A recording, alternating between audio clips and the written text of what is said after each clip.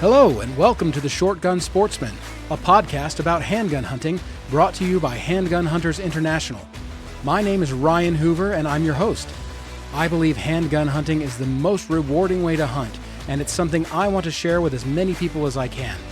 If you are at all interested in getting your own game meat, I want to challenge you to a way of hunting that is good for both your spirit and your body, so you can become the confident, self-reliant person you were meant to be.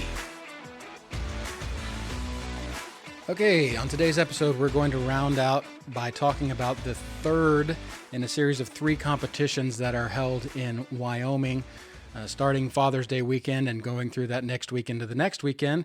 And this one is about the MOA competition, the MOA shoot.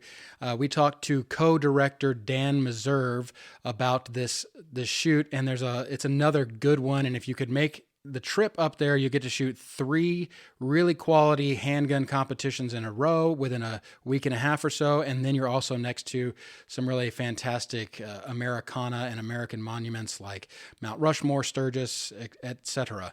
So I hope that you enjoy my conversation with Dan Meserve.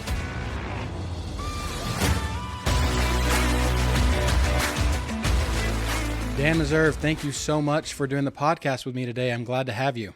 I appreciate the invitation, Ryan. Thank you. Absolutely. So you've been involved with the MOA for quite a while now. You are a co-director. And can you just kind of briefly run down what the MOA shoot is and where it's held? The MOA shoot is a long-range target match for specialty pistols.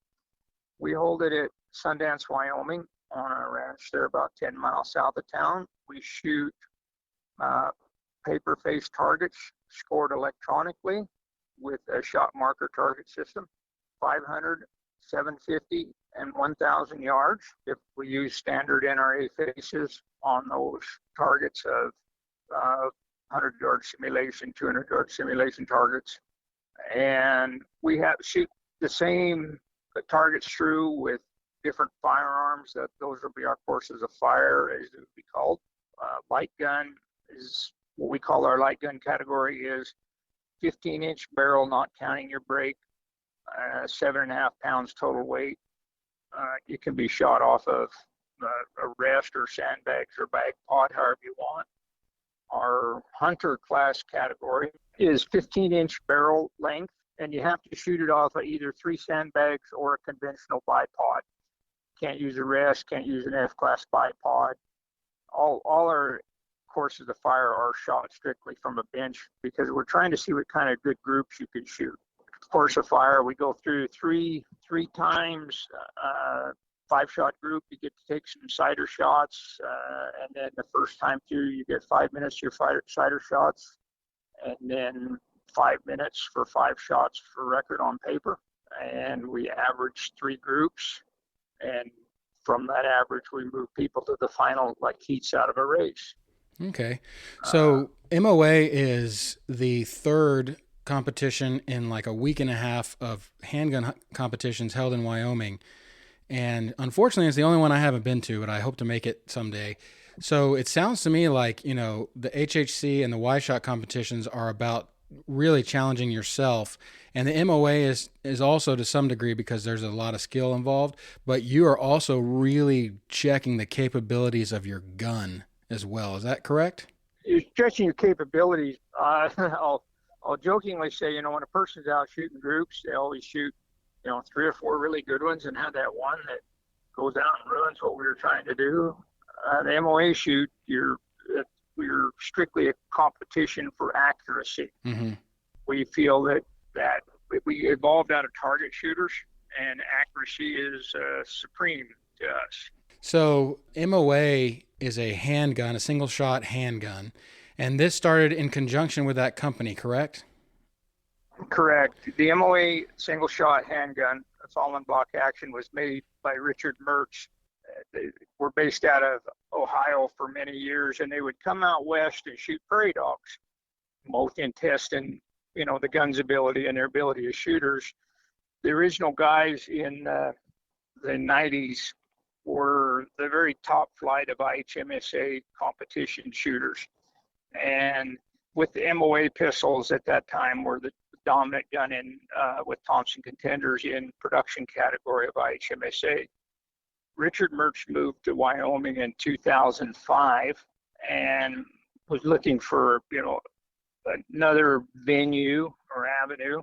And they started this long range match at 500 yards with a, conventional single shot pistol and stretched things out to, 500, 750, and 1,000 yards as a avenue to help further what they could do with single shot pistols, and has really helped the evolution of what we know with modern accuracy with a handgun.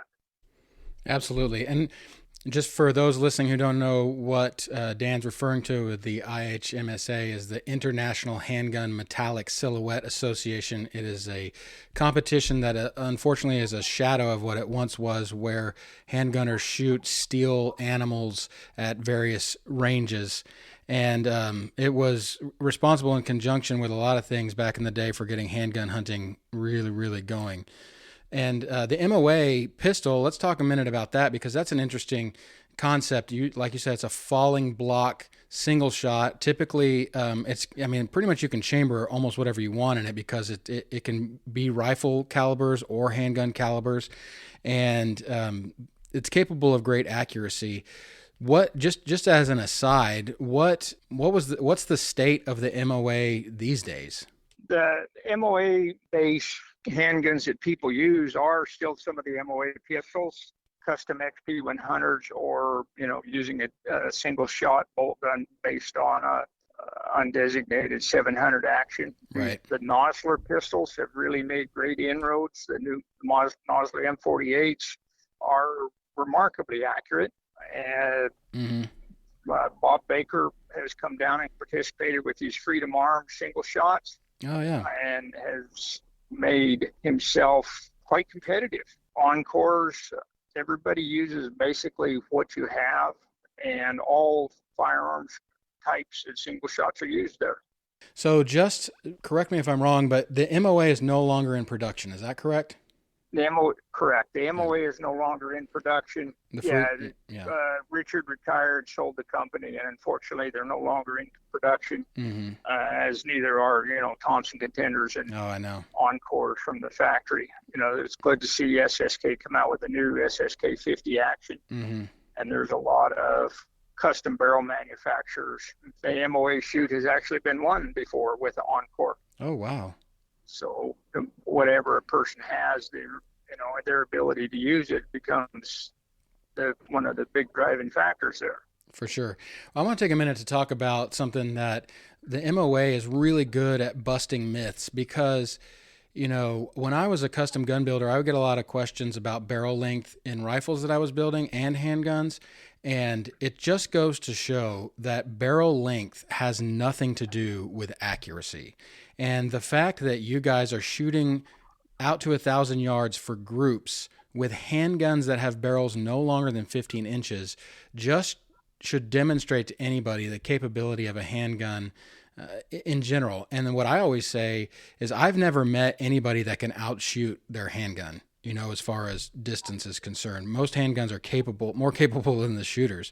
But can you tell me, so what, you said 500, 750, and 1,000. What size groups are usually in the top, 5 or 10 of your competition? I'll say with, and I'll caveat here also, I forgot to mention previously, our heavy gun class, we use an 18-inch barrel. And okay. Using what you had mentioned, the group sizes really aren't substantially different between the 15 and 18-inch barrels. I've gone back through our records, going back 5 years, are available on our website at MOA Long Range Shoot.com. If a person historically has been able to hold about a minute of angle at distance, that's competitive at the match. You get a gun that's half inch group at 100 yards or something like that, of caliber of BR or a Creedmoor or caliber that's capable of reaching distance. Typically, we run 1 minute of angle groups are competitive. The winning groups tend to run, smaller, 5/8 of a minute or half a minute. We have had some spectacular groups fired individually, but the average is sub-minute angle will win. Mm-hmm. And it doesn't seem to matter that the 15-inch, the 18-inch barrels. It's your ability to read conditions and operate your firearm. Right, exactly. Put that in perspective. A 5 to 6 inch group at 1,000 yards is really good. Well, and that would be spectacular. Typically, the 1,000-yard one was something toward an 8 or 10 inch group, but that's still. Yeah. Our target is 42 inches at 1,000 yards. It's the big target on NOA paper, but wind shifts, mirage shifts, the change. As mirage alters what you see, and not, is not the same as where the bullseye actually is. You're keeping all the shots on paper is what's important, because we penalize you if it's a 5-shot group. If you have 4 on paper, that other one we consider the worst possible miss. So we add a 42-inch penalty to it. Mm.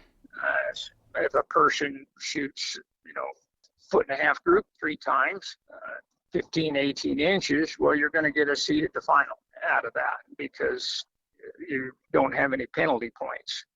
Wind shifts, mirage shifts make a big, important part of what we suffer through. Yeah, absolutely. And that's a good point, because, you talk about an 8-inch group at 1,000 yards being, very, very top echelon competitor, but that's not shot in a vacuum, right? I mean, like you're saying, all these conditions have to be read, and it takes experience to do that, and a good spotter. So like you're saying, to be able to know that your conditions can shift from one shot to the other and still be able to make groups like that with a handgun, with a pistol, that should lay to rest any doubts about the capabilities of handguns for long-range competitions, for sure. I'll just use an example. If you have a custom, or just say really accurate specialty pistol with a good optic on it, 14 power above. Most of our guns are muzzle braked and with a rifle scope on them. You need 14, 15 power as a minimum to be able to see the bullseye accurately, because you're looking at 500 yards. Then we have wind flags out. Try to read the wind, watch mirage run through, and place your shots. Person will do much better than their initial impression when they sit down to try that. It's shooting groups just like we do it at load work. Yeah, exactly. And that's another good point, is that the barrier to entry is really low. I mean, as far as just going to learn and have a good time, I know a lot of the competitors that go to MOA, and they're some of the same ones that I interact with through HHI, and also have been to Y-Shot and HHC with. Fantastic guys, and like most of the rest of this community, always willing to help, give advice, and be learned from, and also humble, is what I've found. Yes, everybody there will be helpful. And the game evolved. If you study modern target shooting in F-class or the precision rifle series or whatever, that at 500 yard is more of a precision game, but it's the smaller cartridges, the 6-dashers, 6BRs, just about anything a person has will work at 500. As you stretch the distance to 750, the gremlins come out. The wind starts to affect more. If you're running a smaller cartridge, it starts to run out of steam, so you get more bullet drift. Gotcha. And at 1,000 yards becomes the domain of the bigger cartridges. 6.5 is a very popular cartridge for the 1,000-yard range. We do require a person to shoot the same gun through at all 3 distances, but there's no one cartridge or gun really that has the advantage over the other one. Gotcha. As I'll use an analogy, that in boxing, the glamour division is the heavyweights. But the best boxers really are the lightweights and middleweights. So at the MOA shoot, the big 18-inch guns are what we call our heavy gun class. The 18-inch barrel, if you would take an XP100, put 18 inches of bull barrel on it, and a muzzle brake. You'll come in under our 16-pound weight limit. Put a big optic on it. That's the glamour division. But a person who can run a 15-inch barrel 8 or 10-pound gun is not at a competitive disadvantage historically there to that. So we use a lot of the center grip 17, 18-inch hunting caliber guns that people use. Are very competitive in the heavy gun category there. Interesting. Just to clarify for me, at the three distances, everybody shoots all three distances, correct? Correct, yeah. Our entry system is based on the kind of gun that you have, and it's a 3-day event. The first day we shoot 500 with what you got. The second day we'll shoot 750, weather permitting, and the third day we'll move on to the 1,000. A person could come and shoot a gun through a single division, 1, 2, or 3 guns, wherever you want to bring. Oh, I see. You can enter in multiple divisions, and the winners, you have a winner in each division. And so do you just do the aggregate or the average of the size groups at each range? How do you score? We score the aggregate of 3 groups, scored like heats in a race. We seat the 6, 8, 10 competitors. What we need, divide it out into a couple of heats. Your aggregate of 3 groups in that heat will advance to the 6-person final, some out of each heat. And then the final is 1 5-shot group, winner take all. Our prize is a really nicely engraved rock. So you get a rock from Sundance, and we do recognize the single small group in qualifiers. We have a prize for that, because whether a person advances on or not, we reward and acknowledge remarkable marksmanship. That's really neat. And I've seen those rocks. I mean, you say really nicely engraved rock. I mean, it's cool. It's like a water cut or laser cut rock that stands up like a trophy. It's a really unique and cool thing to be able to put on your shelf. Unique. Yeah, I think that's a really clever.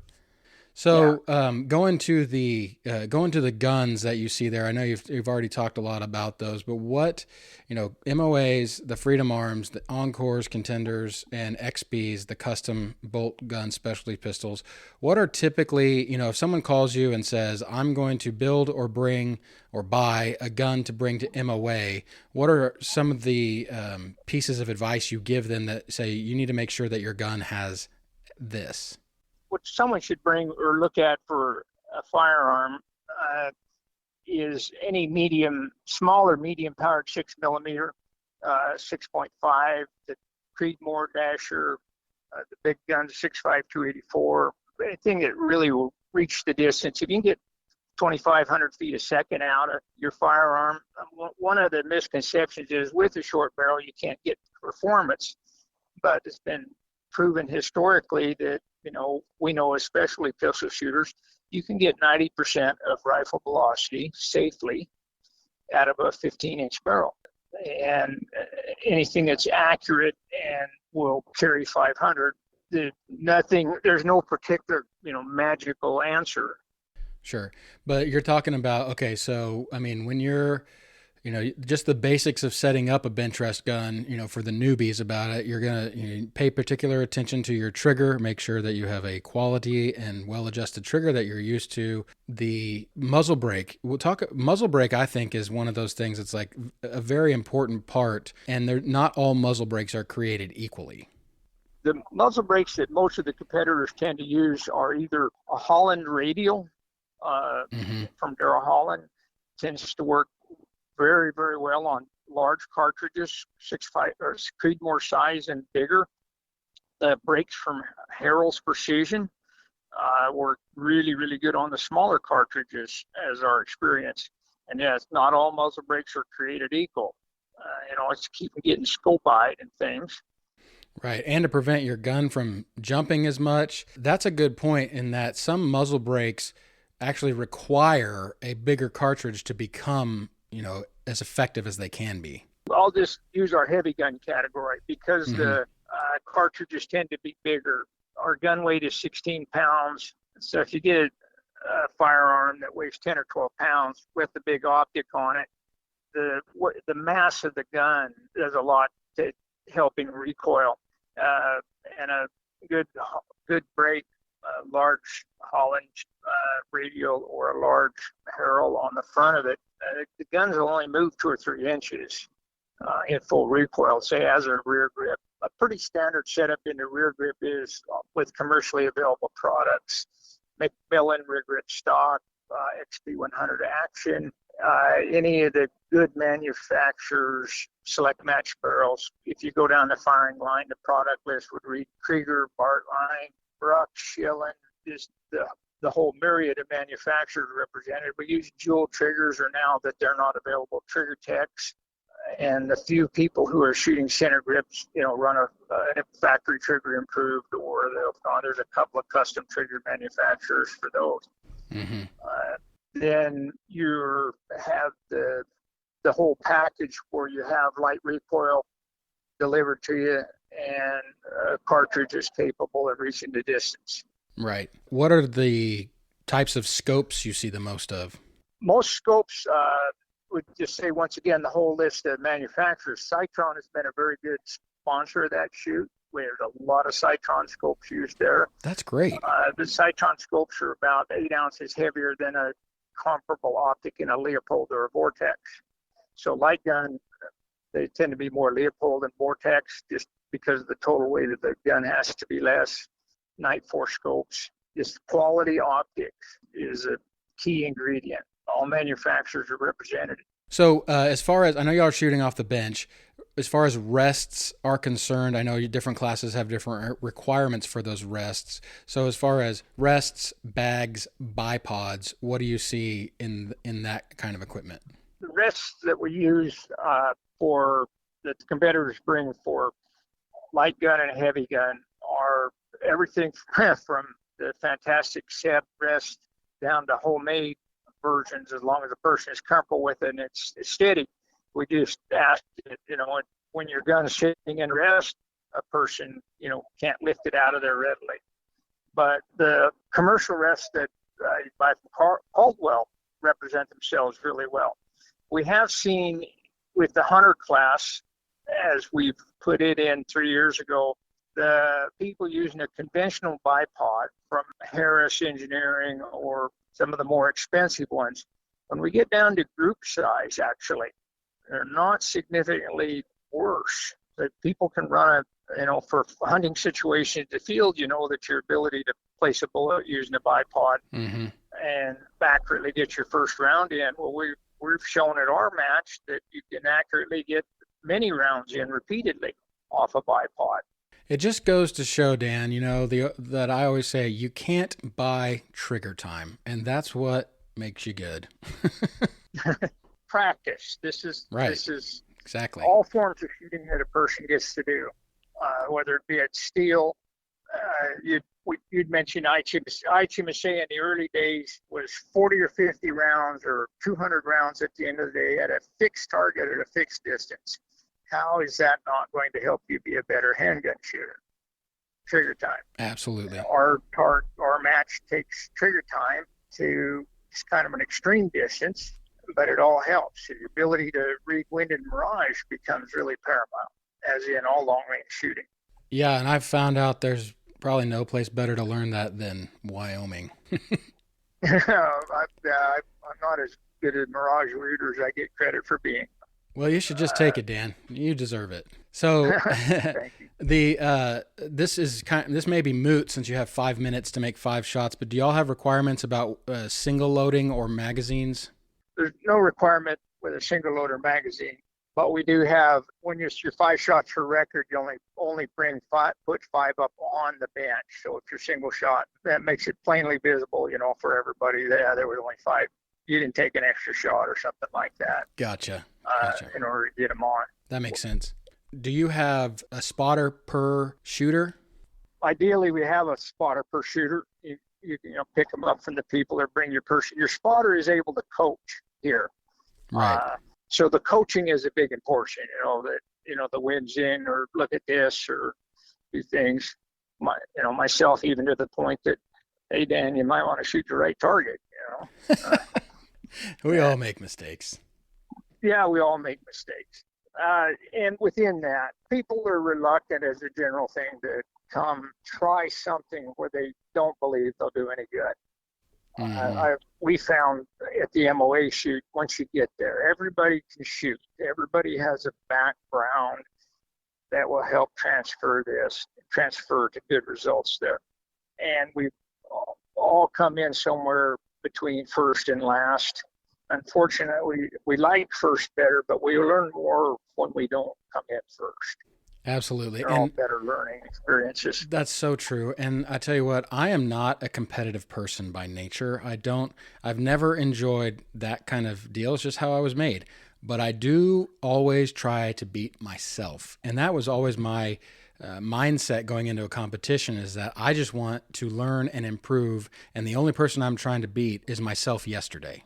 We have some very experienced handgun hunters that attend this shoot.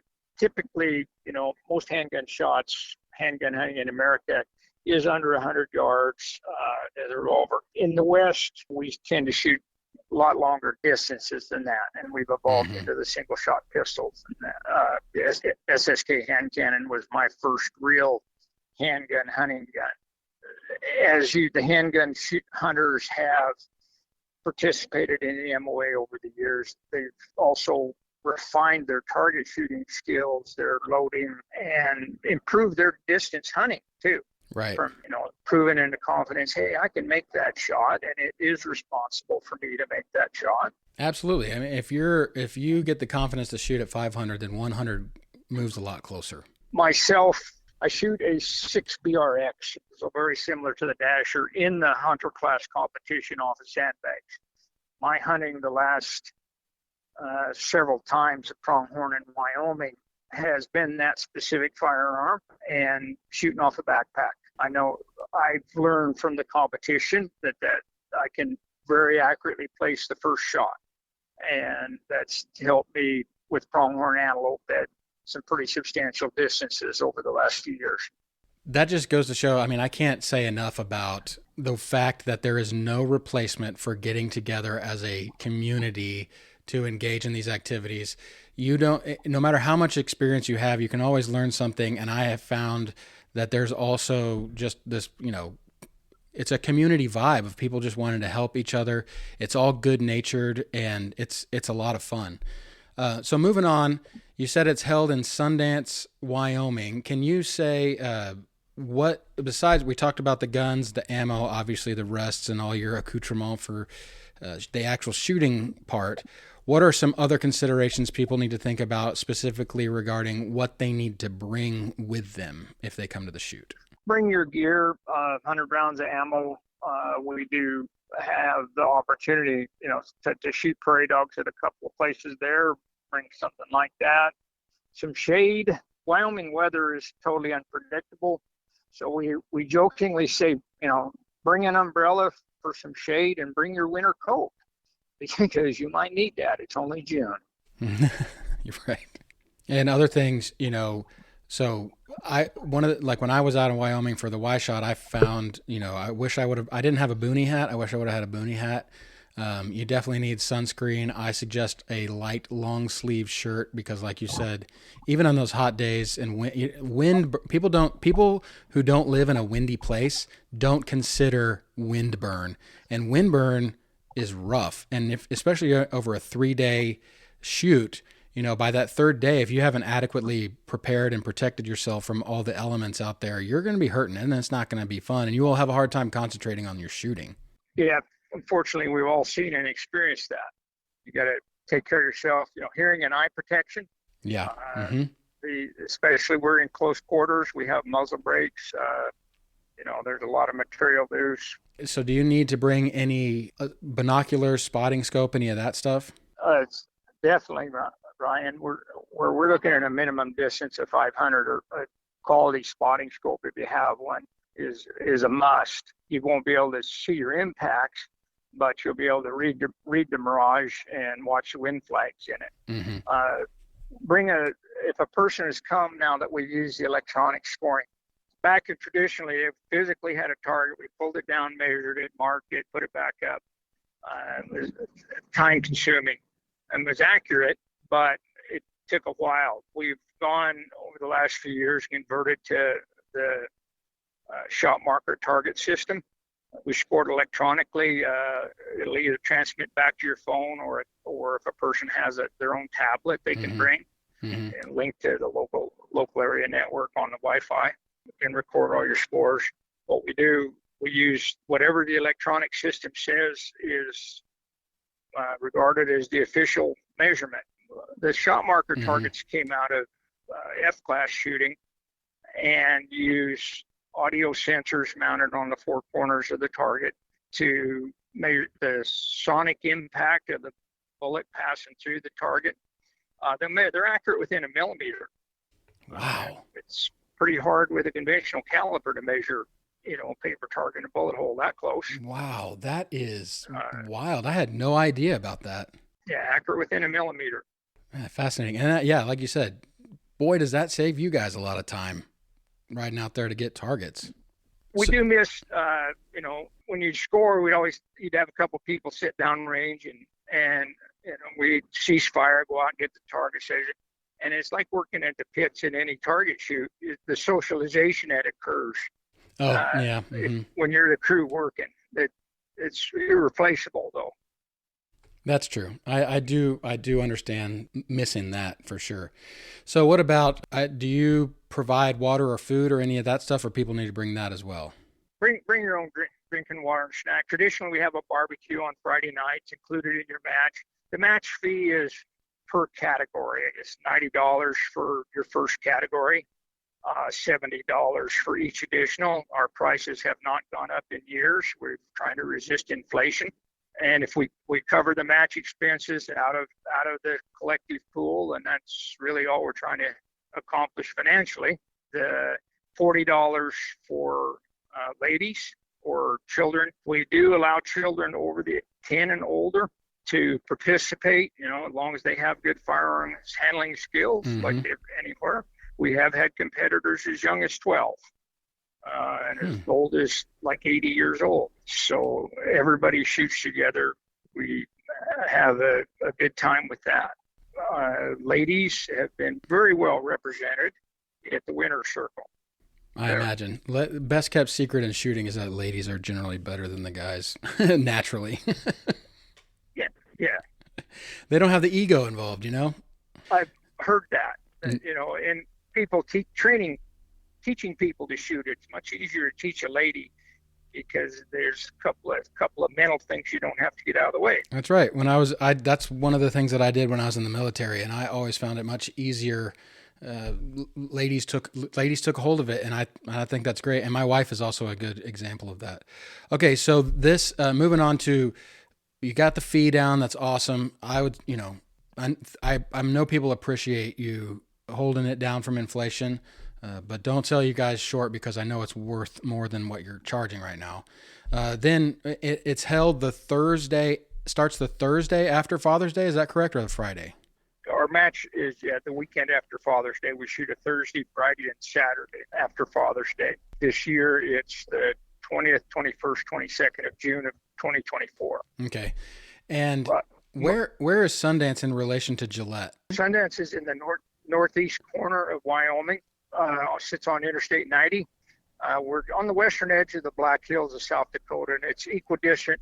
Sundance is a town equidistant between Devil's Tower National Monument and Mount Rushmore. Oh, that's cool. So one of our things that we try to the benefit of coming out is you can see some of the great tourist attractions in America there. Beautiful scenery. We're 50 miles from where the Sturgis Motorcycle Rally is held. There are 4 local motels in Sundance to stay at, and there's one commercial campground in Sundance, and some of our competitors use Forest Service campground.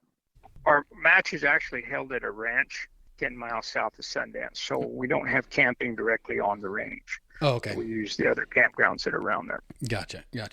Since you are the third competition of the Wyoming Super Series, you go to Newcastle the previous weekend, over to Gillette for Y-Shot during the week, and then up northeast to Sundance for the MOA. And then if you can space it out, you're right there where some of the most famous Western landmarks in the United States, Mount Rushmore, Sturgis, et cetera, are. And so you can kind of make a shooting vacation out of it as you were. Helps for the shooters at a shooting vacation. Yeah. And the actual matches are, 70 miles apart, right. Which in Western terms is pretty close. Oh, I know. Being from Texas, a lot of people who come to visit, it's just like when they cross in the Texas border, they're like, oh, we're almost there. And no, you're not almost there. You got several hours to go. And I remember when I was in the Navy, I was stationed in Boston, and Massachusetts is only 55 miles wide, roughly from north to south, especially in its western part. And I remember thinking, like, we used to drive further than that to go on dates. I live in Sweetwater County, Wyoming, which is the largest geographic county in Wyoming, and it's like the size of the state of New Hampshire. Exactly. The county. Exactly. Yeah. Exactly. It's different. 50 miles to a good ice cream cone. Yes, sir. Seriously. Yeah. I believe it. Okay, so I think we've covered just about everything as far as the details of the match. Are there any tips that you would give as far as preparation for the match? I live in an area where shooting at 500 to 1,000 yards is not a very easy accomplishment. We don't have ranges that go out that far. And so most of my shooting is limited to, I would say, 200 yards or less. So what tips would you give for people preparing for MOA who don't have access to these long ranges? And then also, do you have any tips for new shooters at MOA? The advice I'd give someone as a new shooter preparing, if you only have short distance, would be just get a good zero at 200 yards and make sure your gun is accurate and your loads are safe. And if you have any idea of the velocity that you're running or whatever, we can run it all off job charts. And my own self, my very first MOA shoot, I brought an SSK hand cannon. That's what I owned in 309 JDJ. We stopped at the ranch where I grew up and rangefindered 500 yards and dialed it up onto hitting a rock. That was my total preparation. I knew that the gun shot well and it held up at distance. And so I would say that kind of total preparation would be all the person would need. Don't over prepare, you'll be okay.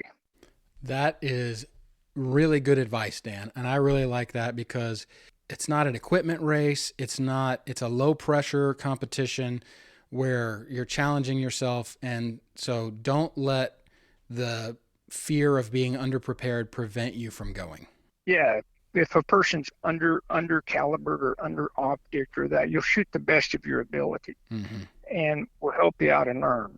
My personal experience, we were competitive enough with an SSK hand cannon. I was shooting pretty well in it. I looked over everybody's stuff.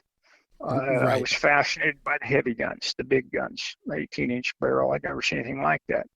It's actually how we found out about the shoot was an article that Mark Hampton had done, an American handgunner, had a picture of a gun and a stock that we'd never seen before.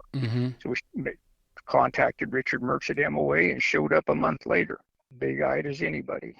That's great. All my overtime went to the gunsmith the next winter. No joke. Right, yes. Okay, so can you tell me how people find out about MOA and where they can go to find you? A person can find it off of the Facebook group. We advertise in the XP and Hard group. But MOA Long Range Shoot, all is one word, .com is our website. And all our contact information's on there on how to find us and get to the shoot and do that. Folks, I recommend that you check this out, make the trip. It's worth it. Fantastic people. Dan, I cannot tell you how much I appreciate you doing this with me. I really appreciate it. I certainly enjoyed meeting you the time we did, and I appreciate all the work you've done with the Handgun Hunters International and doing that. I hope to be able to write an article someday for your magazine. Oh, Dan, I'll print whatever you send me, and I mean that. Absolutely. All righty, buddy. Thanks again.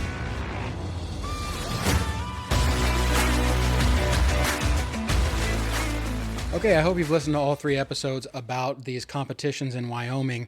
And if you have, I would just recommend that you recognize the thread of kind, quality people putting on fantastic opportunities for handgun hunters to go test their skills against themselves, learn from fantastically kind and humble people, and with lots of experience, see all kinds of cool country, see cool gear, be able to learn new skills. I just can't recommend highly enough that you should go to these shoots. Again, you can check out the MOA shoot at MOALongrangeshoot.com. I'll put that in the show notes. And please, if you go to these shoots, reach out to us and let us know your experience at them, because I'm pretty sure it's going to be fantastic and you will just have a great time.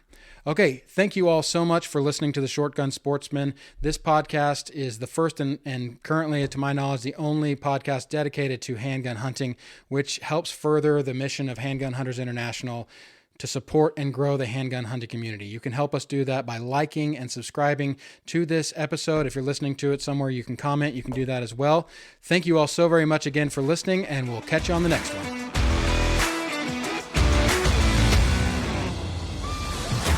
This podcast is produced by Handgun Hunters International. HHI is the only organization dedicated solely to supporting and growing the sport of handgun hunting. Membership gets you access to our great, well-moderated forum where friendly handgun hunters of all experience levels share stories and information from folks that have actual experience in our sport. We also host giveaways to our members of guns, gear, and ammo every month, and each prize is worth several times what membership costs. In addition to this podcast, we publish a free digital magazine, The Six Gunner, which is written exclusively by HHI members. If you are a handgun hunter or support handgun hunting in any way, you need to be a member of HHI. Join today at handgunhuntersinternational.com. Again, if you have any questions on how to get started in handgun hunting, please reach out to me at ryan@handgunhuntersinternational.com. If you think we deserve it, please leave us a 5-star review, and don't forget to follow Handgun Hunters International on social media at Handgun Hunters INT. God bless and good hunting.